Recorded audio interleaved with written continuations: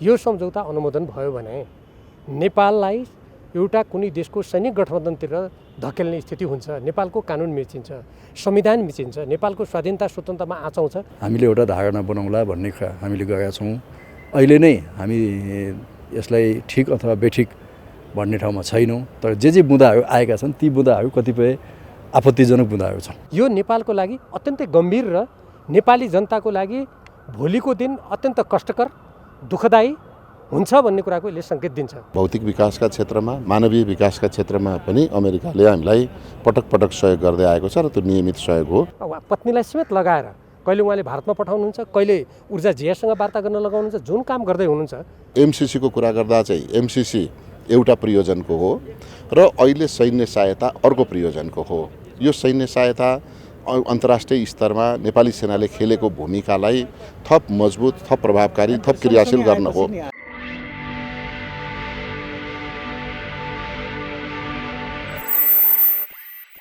मैले जुन बेला मिलेनियम च्यालेन्ज कर्पोरेसन अथवा एमसिसीको सम्झौता अनुमोदन भयो त्यो बेलै भनेको थिएँ र त्योभन्दा अगाडि पनि कैयौँ पटक तथ्य अगाडि राखेर यो 1 दर्जन जति सम्झौताहरू छन्। यहाँ एउटा सम्झौता मात्रै प्रस्तुत गरिएको छ। यो सम्झौता अनुमोदन भयो भने नेपाललाई एउटा कुनै देशको सैनिक गठबन्धनतिर धकेल्ने स्थिति हुन्छ, नेपालको कानुन मिचिन्छ, संविधान मिचिन्छ, नेपालको स्वाधीनता स्वतन्त्रतामा आँचाउँछ। यस्तो नगरौँ भन्ने कुरा मैले अनेकौँ पटक उठाएको थिएँ। कतिपय मान्छेहरूले भनेका थिए यो सम्पूर्ण कुरा गलत हो, विकास हुन नदिने कुरा हो भनेर त्यो कुरालाई कमजोर पार्ने षड्यन्त्र गरेका थिए। आजका घटनाक्रमहरूबाट त्यसको उद्देश्य नेपालको स्वाधीनता स्वतन्त्रतालाई सीमित गरेर एउटा शक्ति राष्ट्र अमेरिकाको सैनिक गठबन्धनतिर धकेल्न खोजिएको रहेछ भन्ने कुरा त देखिन थाल्यो नि। भर्खरै व्यापक रूपमा जुन सार्वजनिक भएको छ अमेरिकाको राज्य साझेदारी कार्यक्रम स्टेट पार्टनरसिप प्रोग्रामको 10 बुँदे मसौदा अमेरिकाले नेपाललाई हस्ताक्षर गर्नको लागि दबाब दिइरहेको छ भनेर त्यो जसरी बाहिर चुइएको छ त्यो हेर्नुहोस् त। नेपाललाई एउटा कुनै देशको शक्ति राष्ट्रको सैनिक अखाडामा सैनिक आधारमा परिणत गर्ने ती 10 बुँदे सहमतिका बुँदाहरूले सहमतिको मसौदाका बुँदाहरूले स्पष्ट देखाउँछन्। यो नेपालको लागि अत्यन्तै गम्भीर र नेपाली जनताको लागि भोलिको दिन अत्यन्त कष्टकर दुःखदायी हुन्छ भन्ने कुराको यसले सङ्केत दिन्छ र यसले हाम्रो नेपालको संविधानको स्वतन्त्र परराष्ट्र नीति जो संयुक्त राष्ट्रसङ्घको बडापत्र अक्षमता र पञ्चस्तरीय सिद्धान्तमा आधारित छ त्यसको त उल्लङ्घन गर्छ नै, स्वतन्त्र परराष्ट्र नीतिलाई त ध्वस्त गर्छ नै। हाम्रो देशको अस्तित्वमाथि समेत त्यसले धावा बोल्छ। चीन र भारत जस्ता विशाल देशहरूको बिचमा रहेको नेपाल जो भौगोलिक दृष्टिकोणले अत्यन्त संवेदनशील अवस्थामा छ, भूराजनीतिक स्थितिले अत्यन्त संवेदनशील अवस्थामा छ। हाम्रो देशलाई त झन् शान्ति क्षेत्र घोषणा गरेर कुनै पनि देशसँग हामी सैनिक वा राजनीतिक गठबन्धनमा नजाने भन्नुपर्नेमा अनि शेरबहादुर देउबाजी प्रधानमन्त्री हुनुहुन्छ जो निर्वाचनबाट आएर म यस्तो यस्तो गर्छु एउटा सैनिक शक्ति राष्ट्रको पछि लाग्छु भनेर उहाँले के जनादेश लिनुभएको हो? उहाँलाई के मन परी गर्ने छुट छ? उहाँले जुन स्वेच्छाचारी किसिमले आफ्नो पत्नीलाई समेत लगाएर कहिले उहाँले भारतमा पठाउनुहुन्छ, कहिले ऊर्जा जियासँग वार्ता गर्न लगाउनुहुन्छ, जुन काम गर्दै हुनुहुन्छ यो हेर्नुहोस् एउटा सार्वभौम देशको लागि अत्यन्त आपत्तिजनक र एकदम निन्दनीय काम हो। यस्तो काम उहाँले बन्द गर्नुपर्छ र सम्पूर्ण देशभक्त नेपालीहरूले हाम्रो देशलाई यसरी एउटा कुनै शक्ति राष्ट्रको सैनिक गठबन्धनमा धकेलेर नेपाल र नेपाली जनताको अस्मिता, अस्तित्व, स्वतन्त्रतामाथि ठुलो खतरा निम्त्याउन खोजिँदैछ। यसको व्यापक रूपमा विरोध गर्नुपर्छ। यति गम्भीर कुरा उठ्दाखेरि पनि तपाईँले भन्नुभयो जस्तै प्रधानमन्त्रीले, परराष्ट्र मन्त्रीले नेपाली जनतालाई केही पनि नभन्ने, चुप लाग्नु, मौनता साध्नु भनेको यो गैर जिम्मेवारी कुराको पराकाष्ठा हो या यो झुकनीतिको पराकाष्ठा हो। यो विदेशी शक्तिका सामु लम्पसार परेर नेपाली जनतामाथि विश्वास गर्ने होइन, नेपाल राष्ट्रको हित होइन, विदेशी शक्तिको आडमा आफ्नो सत्ता र कुर्सीमा बसिरहने स्वार्थ लम्ब्याउने षड्यन्त्र जस्तो देखिन्छ। यो कुरा बन्द हुनुपर्छ र हाम्रो संसदले पनि र हाम्रा सबै सामाजिक क्षेत्रका सबै अवयवहरूले हाम्रो देशमाथि आउन लागेको यस्तो प्रकारको यो सङ्कटपूर्ण अवस्थाबाट बाहिर आउनुको लागि आफ्नो ठाउँबाट सशक्त आवाज उठाउनुपर्छ। यो सम्झौतालाई लिएर नेपाली सेनाले रिजर्भेसन राखिरहेको छ। तर सत्तारूढ दल अथवा भनौँ गठबन्धनभित्रका केही नेताहरू जो प्रधानमन्त्रीसँग निकट हुनुहुन्छ उहाँहरूले यस्ता सैन्य अभ्यास संयुक्त सैन्य अभ्यास विगतमा पनि हुँदै आएको थिए त्यही अन्तर्गत यो हो भनेर भनिरहेका छन्। यो हास्यास्पद नेपाली जनतालाई ठग्ने तर्क हो। यो सैनिक अभ्यासको कुरा गरिरहेछौँ र हामीहरू। हामी त के भन्दैछौँ भने एमसिसी सम्झौताका जुन दफाहरू छन्, जो 12 बुँदे सहमति भनेको थियो नि व्याख्यात्मक घोषणा, खोइ त्यो व्याख्यात्मक घोषणाको यहाँ पत्र मैले त कतिचोटि माग गरिसकेँ, किन प्रस्तुत गर्नुहुन्न उहाँहरू? आखिर यसका कतिपय बुँदाहरू हाम्रो राष्ट्रहित विपरीत छन् भन्ने कुरा त गठबन्धनमा रहेका नेताहरू र सरकारले स्वीकार गरेको हो नि। स्वीकार नगरेको भए उहाँले व्याख्यात्मक घोषणा किन गर्नु पर्यो? खोइ किन पेस गर्नुहुन्न त उहाँहरू? नेपालको सरकारले अमेरिकालाई लेखेको पत्र, अमेरिकाले त्यो 12 बुँदे घोषणा मान्छु भनेको पत्र खै? म त यहाँहरू जस्तो पत्रकार मित्रहरूलाई पनि हार्दिक अनुरोध गर्न चाहन्छु, नेपाल सरकारलाई प्रश्न गरियोस्, त्यो खै पेस गरेर भनियोस् होइन। एउटा कुरा। दोस्रो कुरा, अहिले जुन प्रकारले अमेरिकाको उटा राज्यसँग स्टेट पार्टनरसिप प्रोग्राम अर्थात् राज्य सहकार्य कार्यक्रममा जुन नेपाललाई सहभागी बनाएर अमेरिकाको सैनिक नेपालमा तैनात गर्ने, अमेरिकी सम्पूर्ण जहाजहरूलाई यहाँ तेल भर्ने, यहाँ हुँदा स्थानीय तहमा समेत स्थानीय तहले अमेरिकाको सेनालाई जहाँसुकै जान दिनुपर्नेछ, उसलाई मन लाग्या गर्न दिनुपर्नेछ भन्ने प्रकारको भाषा समेत त्यसमा छ। त्यसकारण यो कुरा भनेको नेपाली काङ्ग्रेसका जुन तपाईँले भन्नुभयो, जो कसले भन्नुभयो हो, ती नेताले भने जस्तो यो कुनै देशसँगको सैनिक अभ्यास जस्तो हो र यो त स्पष्ट शब्दमा अमेरिकासँग सैनिक गठबन्धन गरेर हिन्द प्रशान्त रणनीतिको अङ्ग बनाएर यो छेउछाउमा कतै लडाइँ भयो भने नेपाललाई अमेरिकाले सैनिक अखाडा बनाएर नेपाली जनतालाई त्यो युद्धमा होम्ने यो बाटो पो छ त यो। त्यसकारण त्यसलाई हल्का रूपमा यदि कुनै नेपाली नेता कसैले लिन्छन् भने यो राष्ट्रलाई ठगेर अनि विदेशीको भक्ति गरेर आफ्नो दोनो सुझाउने यो निकृष्ट कुकार्य हुन्छ। सुरुमा चाहिँ के भन्छ होइन, सुरुमा त अमेरिका नेपालको स्थायी सबैभन्दा पुरानो सहयोगी मित्र राष्ट्र हो र अमेरिकासँग नेपालको दौत्य सम्बन्ध छ। अमेरिकाले नेपालको र नेपाली जनताको विकास र समृद्धिका लागि र नेपालको समग्र हितका लागि सधैँ काम गरिराखेको छ।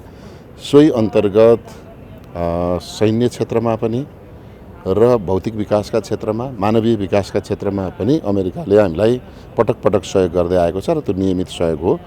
अहिले जहाँसम्म बजारमा चर्चा चलेको छ अमेरिका र नेपालको बिचको सैन्य गठबन्धन अथवा सैन्य सहभागिताको कुरा छ, राज्य लेभलको भन्ने हल्ला चर्चा छ, त्यस्तो हो जस्तो मलाई लाग्दैन। म पनि अध्ययन गर्दैछु र नेपाली सेनाको सशक्तिकरणका लागि, नेपाली सेनाको आधुनिकीकरणका लागि र नेपाली सेनाको सैन्य क्षमता वृद्धिका लागि र संयुक्त राष्ट्रसङ्घमा नेपाली सेनाले खेलेको महत्त्वपूर्ण शान्ति सेनाको भूमिकालाई थप क्रियाशील र मजबुत बनाउनका लागि हो भन्ने बुझाइमा नेपाल सरकारले काम गरिराखेको छ र अमेरिकी सेना र सेनाका प्रतिनिधिहरू पनि विगतमा पनि आउनुहुन्थ्यो, अहिले पनि त्यसै सीमाभित्र रहेर आउनुभएको भन्ने मैले बुझ्दछु। जस्तो नि एमसिसी पछाडि उहाँहरूको चाहिँ उच्च स्तरीय बढ्दो भ्रमण होइन, अब यही स्टेट लेभलको सहमतिको कुरा गरिरहँदाखेरि पनि हिमाली उच्च क्षेत्रमा चाहिँ सैन्य सुधार भन्ने संयुक्त राष्ट्रसङ्घमा सबैभन्दा ठुलो लगानी अमेरिकाको छ र विश्वमा शान्ति कायम गर्ने सवालमा शान्ति सेनामा नेपाली सेना अब्बल दर्जाका सेनाको रूपमा परिचित छन्।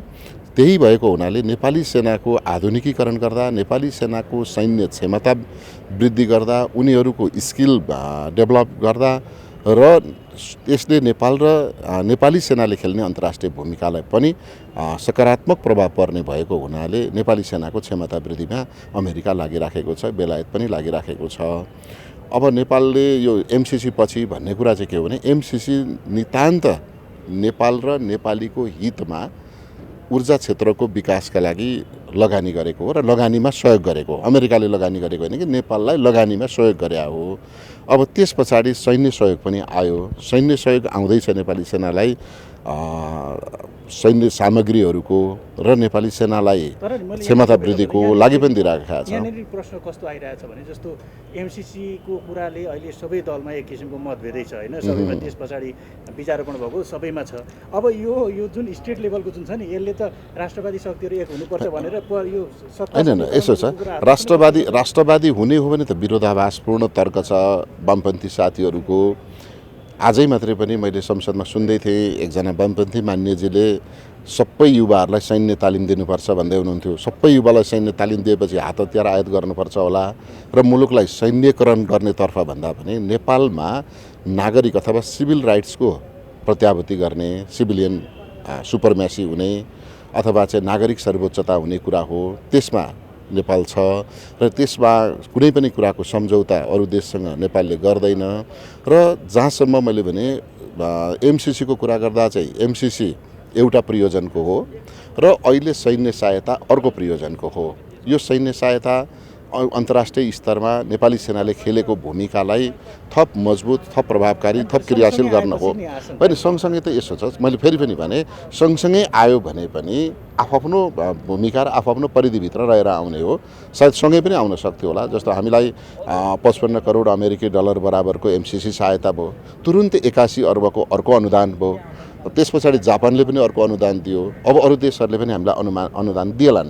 अब फरक के हुनसक्छ भने सदैव अमेरिकी साम्राज्यवाद, भारतीय विस्तारवाद भनेर गाली गर्ने दलहरू सत्तामा हुँदा र सबै अन्तर्राष्ट्रिय मित्र राष्ट्रहरूसँग सुमधुर सम्बन्ध बनाएर सन्तुलित परराष्ट्र नीति अपनाउने नेपाली कङ्ग्रेस हुँदाको केही फरक हुन्छ होला।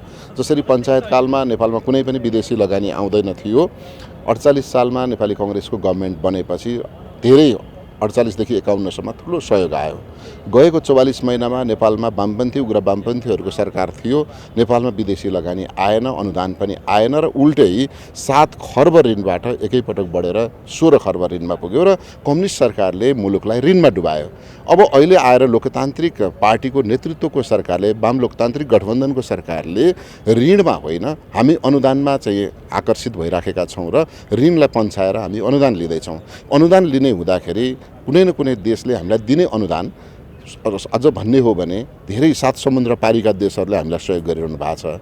त्यस्तो अवस्थामा हामीलाई अन्य कुनै शङ्का गर्नुपर्छ जस्तो लाग्दैन। अब जुन सहयोग आइराखेको छ यसका बारेमा प्रमुख प्रतिपक्षी दलले संसदमा पनि जवाफ दिन माग गर्नुभएको छ। सडकमा हामीले हेरेका छौँ, सञ्चार माध्यमहरूमा पनि यसको चाहिँ समीक्षा भइराखेको छ। लोकतन्त्रको एउटा राम्रो पक्ष भनेको यही हो। मलाई लाग्छ सरकारले संसदलाई पनि जानकारी गर्नुहुन्छ र सञ्चार क्षेत्रमा उठेका आवाजहरूलाई पनि सरकारले सम्बोधन गर्छ। जस्तो तपाईँले भन्नुभयो नि यो उग्र राष्ट्रवादीहरू र यसको फरक पर्छ भनेर, तर उग्र राष्ट्रवादीहरू फेरि एक होला नि इस्यु लिएर यसले चाहिँ होइन यो टु अर्ली होला हुन त होइन, यसले त कता कता फेरि समीकरणमै असर पर्ला भन्ने खालका विश्लेषण यसो छ। यो देश चाहिँ निरन्तर हामीले भन्ने गर्दाखेरि जहिले पनि अजम्बरी छ। देश मर्दैन, मानिसहरू बदलिरहन्छन्, मानिस बदलेपछि नेतृत्व बदलिरहन्छ, निर्वाचन आइरहन्छन्, काङ्ग्रेस जित्ला हार्ला के गर्ला, तर यो देश रहनुपर्छ र यो देशको पहिचान, स्वाधीनता, यसको सार्वभौमिकताको रक्षाका लागि हाम्रो पार्टी र हामी लाग्ने हो। त्यसैले कहिलेकाहीँ वाम लोकतान्त्रिक गठबन्धन बन्ला, कहिलेकाहीँ वाम गठबन्धन एकातिर जाला, कहिलेकाहीँ उग्र वामपन्थीहरू छुट्टिएर जालान्। यो चाहिँ घटना हो, तर यी घटनाबाट मुलुक प्रभावित हुनु हुँदैन र मुलुकको समृद्धिका लागि, मुलुकको स्वाधीनताका लागि र मुलुकको अन्तर्राष्ट्रिय व्यक्तित्व स्थापित गर्ने क्रममा चाहिँ हामी धेरै साँगुरो भएर एउटा राजनीतिक विचारधारा र दर्शनबाट मात्रै केन्द्रित हुनु हुँदैन भन्ने मेरो विचार। पहिलो कुरा त हामीले यो भर्खरै थाहा पाउँदैछौँ विभिन्न पत्रपत्रिकाबाट होइन, यसको औपचारिक जानकारी भइसकेका छैन। र मलाई के थाहा छ भने यो कुरा अलिक पहिलेदेखि अगाडि बढेको हो। सम्भवतः 2015देखि नै नेपाली सेनालाई पत्राचार भएको, नेपाली सेनाले त्यति बेला रक्षा मन्त्रालयलाई सोधेर पठाएको, रक्षा मन्त्रालयले त्यति राम्रो स्पष्ट जवाफ नदिएको। पछि केपी ओली नेतृत्वको सरकार बनिसकेपछि पनि यो कुरा अगाडि आयो र त्यो बेला केपी ओली नेतृत्वको सरकारले यसमा अलिकति अध्ययन गर्नुपर्छ भनेर एउटा परराष्ट्र सचिवको नेतृत्वमा कमिटी नै बनायो, रक्षा मन्त्रालयको प्रतिनिधिहरू समेत राखेर बनाएर अहिले यो प्रक्रियालाई अगाडि नबढाउने, अझै अध्ययन गर्ने भनेर त्यो कुरा त्यति बेला अगाडि बढेको हो होइन। र पछि अब हामी सरकारबाट हटिसकेपछि फेरि यो कुरा चाहिँ अगाडि बढिरहेको छ र त्यसमा विभिन्न बुँदाहरू पनि छन् भनेर यहाँ सार्वजनिक भएको छ। पहिलो कुरा त अब यति महत्त्वपूर्ण कुरालाई प्रधानमन्त्रीले, जो अहिले स्वयं रक्षा मन्त्री पनि हुनुहुन्छ, उहाँले यो गरिमामय संसदलाई जानकारी दिनुपर्छ, प्रतिनिधि सभालाई, सङ्घीय संसदलाई जानकारी दिनुपर्छ। उहाँले जानकारी दिइसकेपछि त्यसमा हाम्रो टिका टिप्पणी के हुन्छ हामी त्यहाँ गर्छौँ। अहिले नै बाहिर आएका सूचनाको आधारमा पार्टीले हामीले आधिकारिक धारणा बनाएका छैनौँ। हिजो हाम्रो स्थायी कमिटीको यो सचिवालयको बैठकमा यो विषयमा अलिअलि चर्चा भएको छ र त्यति बेला अध्यक्षले के भन्नुभएको छ भने यसलाई हामीले हाम्रो तर्फबाट पनि सूचना लिउँ, अलिकति छलफल गरौँ, सूचना लिँदै होइन अलिकति यसमा थप अध्ययन गरौँ, कुरा के छ, सरकारबाट पनि बुझौँ, विभिन्न स्रोतहरूबाट पनि बुझौँ र हामीले एउटा धारणा बनाउँला भन्ने कुरा हामीले गरेका छौँ। अहिले नै हामी यसलाई ठिक अथवा बेठिक भन्ने ठाउँमा छैनौँ, तर जे बुँदाहरू आएका छन् ती बुँदाहरू कतिपय आपत्तिजनक बुँदाहरू छन्। यदि त्यो सत्य हो भने त्यो आपत्तिजनक बुँदाहरू छन् र त्यस विषयमा फेरि पनि हाम्रो भनाइ के हो भने प्रधानमन्त्रीले यो संसदलाई चाहिँ जानकारी दिएर त्यहाँ छलफल गर्नुपर्छ र त्यस्तो द्विपक्षीय कुनै सैन्य विषयमा सम्झौता गर्नु पर्यो, के गर्नु पर्यो भने संसदको पूर्व स्वीकृति लिनुपर्छ। यो संवेदनशील विषय हो, भू राजनीतिसँग जोडिएको विषय हो, हाम्रो परराष्ट्र नीतिसँग जोडिएको विषय हो, असंलग्न नीतिसँग जोडिएको विषय हो। हामी दुईटा ठुला छिमेकी मुलुकहरूसँग जोडिएका छौँ, ती छिमेकी मुलुकको चासोसँग पनि सम्बन्धित विषयहरू हुन्। यस्ता तमाम विषयलाई ध्यानमा राख्दै हामी यस विषयमा एउटा धारणा बनाउँछौँ। अर्थमन्त्रीको राजीनामाको विषय, अर्थमन्त्रीको बारेमा हाम्रो भनाइ के हो भने उहाँले गम्भीर यो गोपनीयता सम्बन्धी कुरालाई उल्लङ्घन गर्नुभयो। बजेटका सैद्धान्तिक कुरामा हाम्रो आपत्ति होइन, तर बजेट वक्तव्यसँगै आएको भन्सार दरहरूको परिमार्जन, करका दरहरूको परिमार्जनमा जे प्रक्रियाबाट यो आयो होइन, समाचार माध्यममा आयो कि मध्यरातमा कुनै अमुक व्यक्तिलाई, अपरिचित व्यक्तिलाई बोलाएर अर्थ मन्त्रालयका उच्च पदस्थ कर्मचारीहरूलाई उहाँ आफ्नो प्रतिनिधि भएको र आफ्नो प्रतिनिधिले करका दायरामा चाहिँ हेरफेर गर्न सक्ने उहाँ एउटा एक्सपर्ट पनि हो भनेर उहाँले भन्नुभयो, जबकि सम्बन्धित व्यक्ति त्यही मन्त्रालयको पूर्व नासु तहको कर्मचारी रहेछन् होइन, नायब सुब्बा तहको कर्मचारी रहेछन्। त्यसरी अनाधिकृत व्यक्तिहरूलाई गोपनीयता राख्नुपर्ने विषयमा सहभागी गराउनु र हामीले संसदमा जे कुरामा संशय व्यक्त गरेका थियौँ, विशेष गरिकन अब यो इलेक्ट्रिक गाडीको कुराहरूमा, सेनिटरी प्याडको कुराहरूमा, बिमा, स्वास्थ्य बिमाका कुराहरूमा, त्यस्तै अब देशभित्र सञ्चालित उद्योगहरूको कच्चा पदार्थमा आयात शुल्कहरू बढाउने होइन, त्यो चाहिँ भन्सार बढाउने, अनि त्यसपछि कतिपय त्यही वस्तुहरू चाहिँ आयात गर्दाखेरि त्यसको चाहिँ शुल्क घटाइदिने, भन्सार घटाइदिने। यसले गर्दा त राष्ट्रिय उद्योग त मर्यो नि त होइन, र यो पनि बाहिर सार्वजनिक गर्ने र त्यसबापत अब एक किसिमले भन्यो भने यसलाई नीतिगत भ्रष्टाचार भन्छ, नीतिगत भ्रष्टाचार गर्ने काममा संलग्न भएको देखिन्छ अर्थमन्त्री। अब पहिले हामी फिजिकल भ्रष्टाचार भन्थ्यौँ होइन, पैसा लगेर बुझाउने, मुठोका मुठो बुझाउने। आजकल चाहिँ अब फिजिकल भ्रष्टाचार कता रूपान्तरण भयो त भन्दा डिजिटल भ्रष्टाचारमा रूपान्तरण भयो भने चाहिँ कम्प्युटरमा अलिकति तलमाथि गरिदिने बित्तिकै त्यो चाहिँ आनका तान करोडौँ मात्रै होइन कि अरबौँको चलखेल हुने स्थिति पैदा भयो। त्यसैले यो अर्थमन्त्रीजीले हामीले भनेका छौँ उहाँले यहाँ जवाफ दिनु पर्यो, प्रधानमन्त्रीले जवाफ दिनु पर्यो संसदमा, र उहाँ नैतिक हिसाबले बस्नु मिल्दैन। यस्तो गोपनीयता चुहाउने र त्यसमा पनि सेटिङ गर्ने, चलखेल गर्ने, लेनदेन गर्ने कुरा त गम्भीर अपराध हो, यो त राष्ट्रघात हो भन्ने कुरा हाम्रो भनाइ हो।